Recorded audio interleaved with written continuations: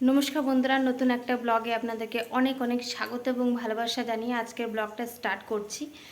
তো সকালে তো আশেপাশে কাজ যেগুলো ছিল সেগুলো সব কমপ্লিট হয়ে গেছে, আর স্নানও করে নিয়েছি।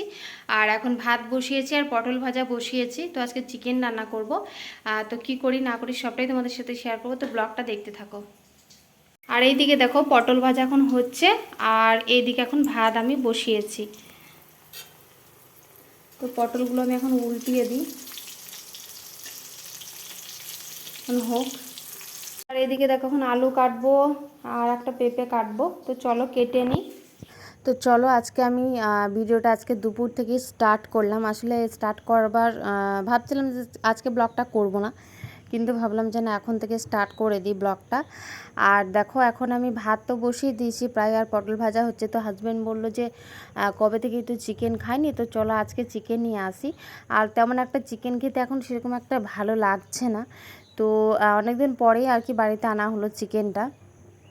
তো আমাদের না মানে দুজনেই আর কি চিকেনটা খেলে আর কি বুক আরও জ্বালা করে, তো সেই কারণে চিকেনটা অতটা আর কি খাওয়া হয় না।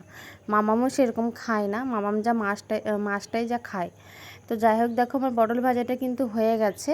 আর ওই তেলেই আমি কিন্তু এখানে দেখো পেঁপেটা আর আলুটা কিন্তু কেটে রেখেছি, ওই তেলেই আমি কিন্তু ভেজে নেব। আর পেঁপেটা ছিল জানো তো, মানে অর্ধেকটা ফ্রিজে আর কি ছিল। তো সেই কারণে আর কি পেঁপেটা আমি ভাবলাম যে নষ্ট হয়ে যাবে, তো দিয়েই দিই। আর পেঁপে দিয়ে মাংস খেতে কারা কারা ভালোবাসো অবশ্যই কমেন্ট করে জানিও, আমার তো বেশ ভালোই লাগে। আর আমাদের গাছে পেঁপে আর কি ধরেছে অনেকগুলোই। আর দেখো পেঁপে খাওয়া কিন্তু মানে এমনও কিন্তু ভালো, মানে আলুর থেকে কিন্তু পেঁপে খাওয়া অনেকটাই ভালো। তো দেখো আলু তো মানে মাংসতে না মানে আলু দিলে কিন্তু খেতে আমার কিন্তু ভালোই লাগে পেঁপের থেকে, কিন্তু পেঁপেটা আবার স্বাস্থ্যের জন্য ভালো, তাই না? কিন্তু দেখো অর্ধেকটা ছিল, তাই ভাবলাম আর কি দিয়ে দিই, বেকার নষ্টই হয়ে যাবে। তো চলো এক এক করে ভেজে নেব এদিকে। আর মামাম তখন খেলা করছে, মামামশোর এখন বারান্দাতে খেলা করছে। তো চলো আমার ভাত কিন্তু হয়ে এসেছে, এবার ভাতের আর কি ফেনাটা আমি আর কি ঝরিয়ে নেব, আর একদিকে রান্না করব। আর এখন আমি কি বলে পেঁয়াজ আরও এখন কাটেনি, পেঁয়াজ আরও কাটবো।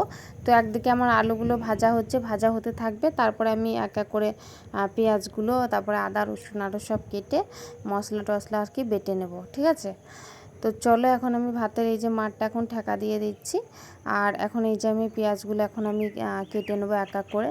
আর কালকে আমি একটুকু পারা পেঁয়াজ কেটে রেখেছিলাম জানো তো বাটিতে, ভাবলাম যে করব, পেঁয়াজি করব।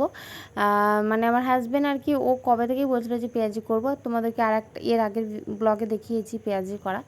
তো সেই পেঁয়াজগুলো মানে কেটে রাখা ছিল, তো দিতে ভুলেই গেছি জানো তো, মানে কয়েকটা বেশি হয়ে গেছিলো যখন পেঁয়াজ আর কি কেটেছিল। তো ওই পেঁয়াজগুলো আমি কটা ফ্রিজে মানে রাখাই ছিল, তো ভাবলাম ফেলে দেবো কেন, পেঁয়াজগুলো তো ভালো হয়েই আছে। তো সেই কারণে আর কি পেঁয়াজগুলো এখানে রাখা ছিল, তো এই পেঁয়াজের সঙ্গে দিয়ে দিয়েছি। তো তারপরে দেখো এখানে মাংস কিন্তু আমার কিন্তু মশলা আরও কষিয়ে মানে মাংস এখন কষানো তখন চলছে। আর মশলা কষানো সেগুলো তোমাদের সাথে আর কি শেয়ার করা হয়নি।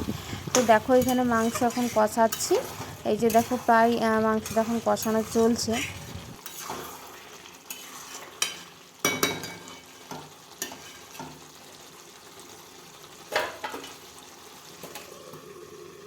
চলো কি কি রান্না মোটমাট হলো, আজকে তো বেশি কিছু আমি রান্না করিনি খো। আর চিকেন হলে পর আমি বেশি রান্না করি না, আর চিকেন করে দিই, চিকেন এর ঝোল আর একটা কিছু করে দিই। তো সেরকমই আজকেও আমি করেছি, দেখো পটল ভাজা করেছি। আর স্যালাডটা কিন্তু আমি আজকে আগে থেকেই কেটে রেখেছি, কেননা অন্যান্য দিন মানে কি করি মানে ভাত খাবার সময়ে কাটতে যাই, তখন আর ভালো লাগে না কাটতে।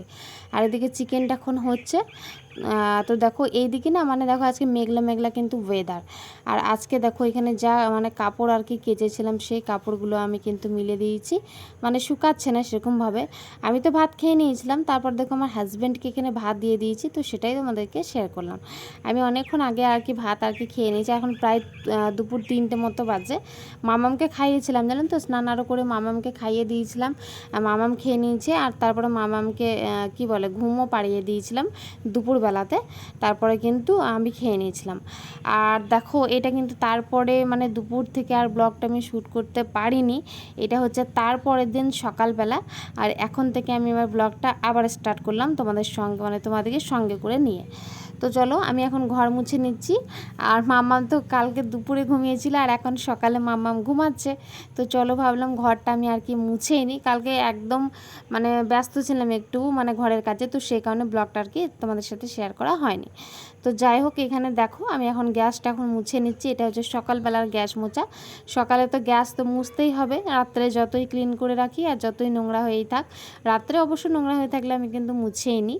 আর এইখানে দেখো কি বলে, কালকে রাত্রে ফ্রিজে একটু পড়া দুধ ছিল আর কি, তো বোতলে আমি ঢালতে মানে কি বলবো ডেচকিতে ঢালতে আর কি ভুলে গেছি। বোতলেই ছিল, হ্যাঁ দুধটা খারাপ হয়নি, মানে ওই ফ্রিজে আর কি ভরা ছিল। তো দেখো আমি গ্যাসটা কিন্তু মুছে নিয়েছি। তো ভাবলাম যে চলো দুধটা ইয়ে করে নেব, ওই গরম করে নেব। তো আমি এখন এই যে দুধটা এখন বসিয়ে দিচ্ছি। আর দুধ আমি খেয়ে নিই, ওই রুটি দিয়ে আমার দুধ খেতে কিন্তু বেশ ভালোই লাগে। আর মামাম জানো তো একদমই দুধ খেতে চায় না, কি আর বললাম।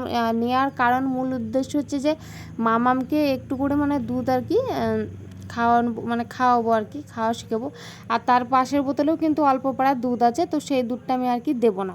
আর তার সাইডেই আমি দেখো এখানে গরম জল আর কি বসিয়ে দিয়েছি। আর কি করব বলো, মামাম একদমই কিন্তু দুধ খাচ্ছে না, ওকে দুধ খাওয়াবার জন্য মানে আমি রেডি, কিন্তু দুধ একদমই খায় না। আর এইদিকে দেখো দুধটা আমার কিন্তু প্রায় ফুটেই এসেছে। আর চলো আমি এখন এক গ্লাস এখন গরম জল খেয়ে নিই। আর সকালে এটা আমার ডেলি রুটিন যে আমি সকালে মানে গরম জল আর কি খাবোই। গরম জল যদি নাও খাই আমি কিন্তু এক গ্লাস জল আমি কিন্তু খাবোই। কেন জানি না, মানে জল না খেলে আমি সকালে উঠলাম, উঠে তারপরে যাই কাজ মানে কাজ করি না কেন, আমার কিন্তু জলটা খেতে কিন্তু আমি একদমই ভুলি না। কেননা জলটা আমার খেতেই হবে, কেননা জল তেষ্টাও পাই।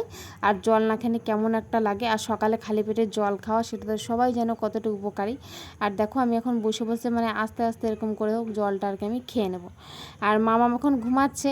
আর জানো তো মামামের মানে ওঠার আগে আগে আমাকে সব কাজ কমপ্লিট করে মানে ফেলবার চেষ্টা করি। কেননা মামাম যদি একবার উঠে যায় না, তখন কি করে ও বলবে যে মা আমার সঙ্গে খেলো, মা আমার সঙ্গে বসো, মানে এরকম মানে একটা ব্যাপার, মানে কাজ করতে দেবে না, মানে ও একা একা আর কি খেলবে না। মানে মেন উদ্দেশ্যটা হচ্ছে কি জানো তো, মানে ওর একটা আর কি সঙ্গী চাই, এরকম একটা ব্যাপার।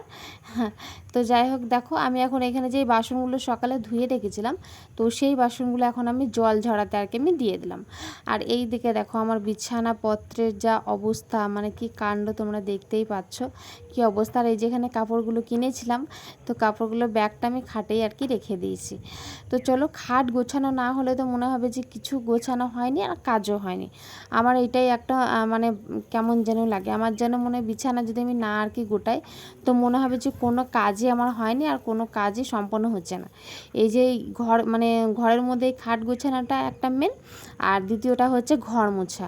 আমি কেন জানি না, মানে ঘর না মুছে আমি কিন্তু থাকতে পারি না।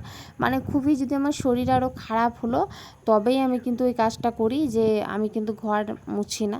না হলে আমি কিন্তু ঘর কিন্তু প্রত্যেক দিনই আমি কিন্তু মুছে দিই। কারণ আমি ভাবি যে দেখো সারাদিন তো ঘরে খাচ্ছি, নোংরা আরও ফেলছি, ছোটো বাচ্চা আছে নোংরা আরও করছে। তো সকালে তো একবারই কাজ ঘরটা মোছা, আর ঘরটা মুছে দিলে পরে মানে সারাদিন তো আর সেরকম মোছামুছি করতে হয় না, ওই একবারই যে সকালে আর কি মুছে নিই, তো সেরকম একটা ব্যাপার। তো সেই কারণে আমি আর কি মুছে নিই। আর এখন আমি আমার ঘর গোছাতে আর কি লেগে গেছি। আর মামাম না, মানে তোমরা বুঝতে পারবে কি না জানি না, মামাম একটু বিছানার চাদরে না নেল পলিশ ফেলে দিয়েছে, তো জানো লাল কালারে, তো সেটা আর কি উঠছে না, মানে চিটি আর কি লেগে গেছে। হ্যাঁ, তো চলো এখানে বালিশের ওয়ারগুলো এখন আমি ভরে নিচ্ছি।